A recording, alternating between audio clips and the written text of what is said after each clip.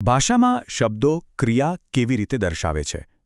રોજબરોજના જીવનમાં આપણે જે કંઈ પણ કામ કરીએ છીએ એ અગણિત ક્રિયાઓને અંગ્રેજીમાં યોગ્ય રીતે કેવી રીતે બોલવી એવો પ્રશ્ન આપણને ઘણીવાર થતો હોય છે, બરાબર ને? તો જ્ઞાન વૃક્ષના 90 દિવસના સ્પોકન ઇંગ્લિશ કોર્સના 13મા દિવસમાં ખૂબ ખૂબ સ્વાગત છે. આજે આપણે એક એવા ટોપિક પર વાત કરવાના છીએ જે અંગ્રેજી કડકડાટ બોલવા માટે ખરેખર પાયાની જરૂરિયાત છે. આજે આપણે શીખીશું એક્શન વર્બ્સ એટલે કે ક્રિયાપદો અને તેના અલગ અલગ રૂપો વિશે. આજના આ સેશનમાં આપણે ફટાફટ શું જોવાના છે તેની એક રૂપરેખા જોઈ લઈએ. પહેલું, એક્શન વર્બ્સ શું છે?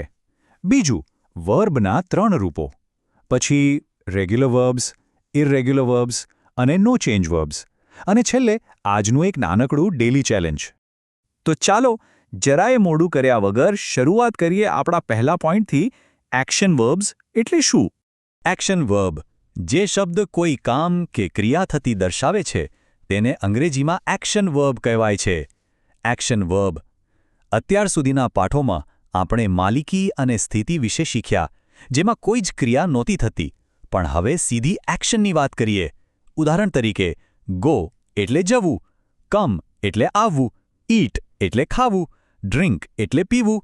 આ બધી જ ક્રિયાઓ છે જેમાં આપણે કોઈ શારીરિક કે માનસિક કામ કરીએ છીએ. હવે જોઈએ આપણો બીજો અને બહુ જ અગત્યનો પોઈન્ટ, વર્બના 3 રૂપો એટલે કે V1, V2 અને V3. અંગ્રેજી ભાષાનું એક સીધો નિયમ છે, સમય એટલે કે કાળ મુજબ ક્રિયાપદનું રૂપ બદલાય છે. આ 3 મુખ્ય રૂપ મગજમાં ફિટ કરવા ખૂબ જ જરૂરી છે. સ્ટેપ 1 છે V1 એટલે કે બેઝ ફોર્મ, જે વર્તમાન માટે વપરાય છે. સ્ટેપ 2 છે V2 એટલે કે પાસ્ટ ફોર્મ, જે ભૂતકાળમાં પૂરી થઈ ગયેલી ક્રિયા માટે વપરાય છે. અને સ્ટેપ 3 છે V3 એટલે કે પાસ્ટ પાર્ટિસિપલ, જે કોઈ ક્રિયા સંપૂર્ણપણે પૂરી થઈ ગઈ છે તેવી અસર બતાવવા વપરાય છે. હા, અંગ્રેજીમાં ING અને S કે ES વાળા રૂપો પણ હોય છે, પણ એ આપણે આગળના કાળના ક્લાસમાં નિરાંતે શીખીશું. અત્યારે આપણું પૂરું ફોકસ માત્ર આ 3 રૂપો પર જ રહેશે. ચાલો હવે આ રૂપોને 3 અલગ અલગ કેટેગરીમાં વહેંચીને એકદમ સરળ રીતે સમજીએ. આપણી પહેલી કેટેગરી છે રેગ્યુલર વર્બ્સ. અંગ્રેજીમાં લગભગ 80% ક્રિયાપદો આ કેટેગરીમાં આવે છે, અને ખુશીની વાત એ છે કે આને યાદ રાખવા એકદમ સહેલા છે. ભૂતકાળના રૂપો બનાવવા માત્ર શબ્દની પાછળ ED લગાવવાનું છે. બસ હવે મારી સાથે બોલવાની પ્રેક્ટિસ કરવાની છે. Listen and repeat. હું બોલું પછી તમારે બોલવાનું છે. Play, played, played. Ask, asked, asked. Call, called, called. Help, helped, helped. ખૂબ સરસ. આ રીતે બોલવાથી ઉચ્ચાર એકદમ પાવરફુલ થશે. આ જ કેટેગરીના બીજા કેટલાક શબ્દો જોઈએ. અહીં પણ મૂળ શબ્દની પાછળ માત્ર ED કે D જ ઉમેરવાનો છે. ફરીથી listen and repeat. Look, looked, looked. Work, worked, worked. Reach, reached, reached. Listen, listened, listened. Open, opened, opened. અને છેલ્લે close, closed, closed. Excellent practice. હવે આવે છે એકદમ રસપ્રદ કેટેગરી. Category 2, ઇરરેગ્યુલર verbs. હવે અહીં ધ્યાન આપજો, આ શબ્દોમાં કોઈ જ નિયમ લાગુ પડતો નથી. રૂપો આખા બદલાઈ જાય છે. અને તેથી જ આને બરાબર ઘોખીને યાદ રાખવા જ પડે છે. ચાલો પૂરા ધ્યાન સાથે પ્રેક્ટિસ કરીએ. Listen and repeat. Go, went, gone. Come, came, come. Eat, ate, eaten. Drink, drank, drunk. Speak, spoke, spoken. Write, wrote, written. શબ્દોનો આ લય પકડવો ખૂબ જ અગત્યનો છે. આજે ઇરેગ્યુલર વર્બ્સની યાદી થોડી આગળ વધારીએ. રોજબરોજના જીવનમાં આ શબ્દો ઢગલે ને પગલે વપરાય છે.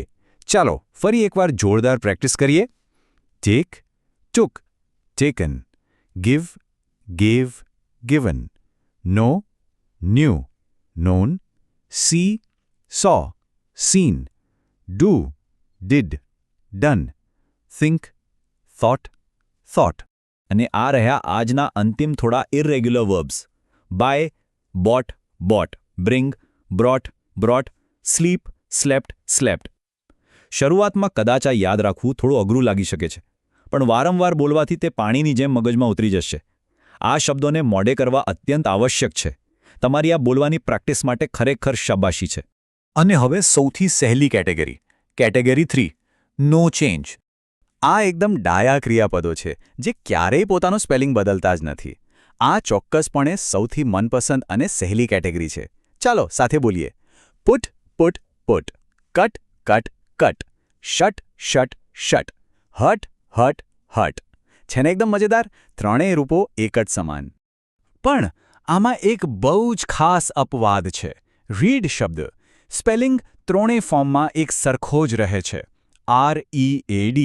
પરંતુ બોલતી વખતે V2 અને V3માં તેનો ઉચ્ચાર લાલ રંગ એટલે કે રેડ જેવો થાય છે. એટલે કે રીડ, રેડ, રેડ. આ એક નાનકડી પણ બહુ જ પાવરફુલ ટિપ્સ છે જે ક્યારેય ભૂલવી ન જોઈએ. બધું બરાબર સમજાઈ ગયું ને? તો હવે સમય છે આજના ડેલી ચેલેન્જ અને હોમવર્કનો. કાળ એટલે કે ટેન્સીસ શરૂ કરતા પહેલા આ ક્રિયાપદોના રૂપો પાકા કરવા એ પાયાનું કામ છે. આજના હોમવર્કના 3 એકદમ સરળ સ્ટેપ્સ છે.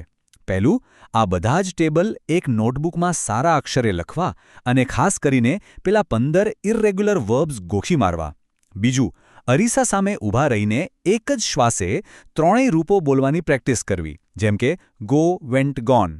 આમ કરવાથી જીભ પર શબ્દો કુદરતી રીતે જ ગોઠવાઈ જશે. અને ત્રીજું છે ખાલી જગ્યા પૂરવી. તો આ રહી આજની ચેલેન્જ.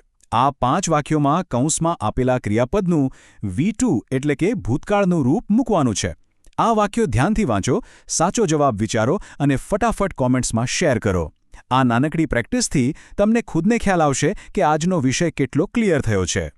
અને છેલ્લે એક વાત હંમેશા મગજમાં ફિટ કરી લેજો. Verbs are the heart of the English language. ક્રિયાપદો એ અંગ્રેજી ભાષાનું હૃદય છે. જો ભાષાને જીવંત રાખવી હોય તો આ હૃદયને ધબકતું રાખવું જ પડશે. આજે પ્રેક્ટિસ કરવામાં ભલે થોડો વધુ સમય લાગે, પણ આ V1, V2 અને V3ના રૂપો સંપૂર્ણપણે યાદ કરી લેવા એ એકદમ હિતાવહ છે. તો શું આગામી 14મા દિવસના જોરદાર ક્લાસ માટે તૈયાર છો? જો આજના આ પાઠમાંથી કંઈક નવું અને કામનું શીખવા મળ્યું હોય તો લાઇક અને શેર ચોક્કસથી કરજો. અને હા, આવતીકાલનો મહત્વપૂર્ણ ક્લાસ ચૂકી ન જવાય તે માટે જ્ઞાન વૃક્ષ ચેનલ અત્યારે જ સબસ્ક્રાઇબ કરી લો. મળીએ છીએ આવતા સેશનમાં. ત્યાં સુધી પ્રેક્ટિસ ચાલુ રાખજો.